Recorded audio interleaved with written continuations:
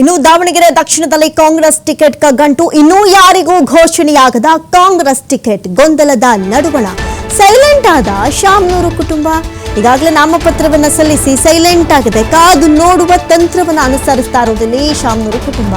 ಒಂದು ಕಡೆ ರಂಜಾನ್ ಹಬ್ಬದಿಂದ ದೂರ ಉಳಿದಿದೆ ಈ ಬಾರಿ ಶಾಮನೂರು ಫ್ಯಾಮಿಲಿ. ಪ್ರತಿ ವರ್ಷ ರಂಜಾನ್ ಬಂತು ಅಂದ್ರೆ ಭಾಗಿಯಾಗ್ತಾ ಇದ್ರು, ಕುಟುಂಬವೇ ಭಾಗಿಯಾಗ್ತಾ ಇತ್ತು. ಆದ್ರೆ ಈ ಬಾರಿ ಇವತ್ತು ನಡೀತಾ ಇರುವಂತಹ ರಂಜಾನ್ ನಲ್ಲಿ ಮನೆಯಲ್ಲಿಯೇ ಉಳಿದುಕೊಂಡಿದ್ದಾರೆ. ಹಾಗಾಗಿ ಒಂದು ಕಡೆ ಕಾದು ನೋಡುವಂತಹ ತಂತ್ರಕ್ಕೆ ಮೊರೆ ಹೋಗಿದ್ರಾ ಅನ್ನುವಂತಹ ಪ್ರಶ್ನೆ ಇಲ್ಲಿ ಸಹಜವಾಗಿ ಉದ್ಭವ ಆಗುತ್ತೆ. ಒಂದು ಕಡೆ ಟಿಕೆಟ್ ಸಿಗದಿದ್ರು ನಾಮಪತ್ರವನ್ನ ಸಲ್ಲಿಸ್ಬಿಟ್ಟಿದ್ದಾರೆ ಈಗಾಗಲೇ ಸಮರ್ಥ ಶಾಮನೂರು.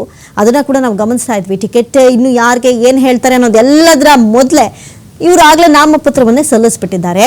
ನಾಮಪತ್ರ ಸಲ್ಲಿಸಿದ್ರೂ ಆರಂಭವಾಗದ ಚುನಾವಣಾ ಪ್ರಚಾರ ಯಾವುದಕ್ಕೂ ಇರಲಿ ಅಂತ ಅಪ್ಲಿಕೇಶನ್ ಹಾಕ್ಬಿಟ್ಟು ಸೈಲೆಂಟ್ ಆಗಿದ್ದಾರೆ. ಅದೇ ನಾನು ಹೇಳ್ದಂಗೆ ಕಾದು ನೋಡುವ ತಂತ್ರವನ್ನು ಅನುಸರಿಸಕ್ಕೆ ಇಲ್ಲಿ ಮುಂದಾಗಿರುವಂತದ್ದು ಶಾಮನೂರು ಕುಟುಂಬ.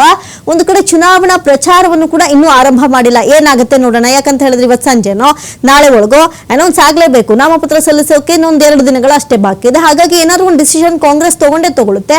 ಅವ್ರು ತಗೊಂಡ ಮೇಲೆ ಆರಂಭ ಮಾಡೋಣ ಅನ್ನುವಂಥ ಒಂದು ಕುತೂಹಲದಲ್ಲಿ ವೆಯ್ಟ್ ಮಾಡ್ತಾ ಇರಬಹುದೇನೋ. ಇನ್ನು ಕಾಂಗ್ರೆಸ್ ಟಿಕೆಟ್ಗಾಗಿ ಮುಸ್ಲಿಂ ಮುಖಂಡರ ಒತ್ತಡ ಕೂಡ ಮುಂದುವರೆದಿದೆ. ಅದರಲ್ಲೂ ಕೂಡ ಶಾಮನೂರು ಶಿವಶಂಕರಪ್ಪನವರೇ ಹೇಳಿದಂತೆ ಮುಂಬರುವಂತಹ ಎಲೆಕ್ಷನ್ಸ್ಗಳಲ್ಲಿ ಅಲ್ಪಸಂಖ್ಯಾತರಿಗೆ ಟಿಕೆಟ್ ಕೊಡೋಣ ಅಂತ ಹೇಳಿದ್ರು. ಈಗ ಕೊಡಿ ಅಂತ ಬೇರೆ ಆಟಕ್ಕೆ ಬಿದ್ದಿದ್ದಾರೆ.